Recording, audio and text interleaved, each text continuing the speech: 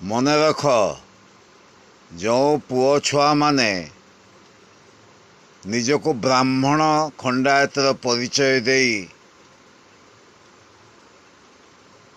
ଝିଅ ଛୁଆମାନଙ୍କୁ ବ୍ରାହ୍ମଣ ଖଣ୍ଡାୟତର ଝିଅମାନଙ୍କୁ ଫସେଇ ନେଇଯାଆନ୍ତି, ସେମାନଙ୍କ ସହିତ ଯିଏ ଜଡ଼ିତ ଥାନ୍ତି ସାହାଯ୍ୟ କରିଥାନ୍ତି ଆଉ ଯିଏ ନେଇଯାଇଥାନ୍ତି, ଝିଅର ବାପ ପୁଅର ବାପ ମାଙ୍କ ଆଖିରୁ ଯେଉଁ ଲୁହ ଝରେ ସିଏ ବି ସେଇ ନିଆଁ, ସେ ନିଆଁରେ ତମେ ଜଳିଯିବ, ତୁମ ବଂଶ ରହିବନି। ଏଭଳି କର ନାହିଁ। ଏଭଳି କରିଛ ଯେଉଁମାନେ, ସେମାନେ କେବେ କ୍ଷମା ପାଇବନି। ଏଭଳି ଯେଉଁମାନେ କରିଛ, ତମ ରୋଗ ଏମିତି ହେବ ଡାକ୍ତର ଚିହ୍ନି ପାରିବନି। ତମେ ଅକାଳ ମୃତ୍ୟୁରେ ମୃତ୍ୟୁ ହେବ।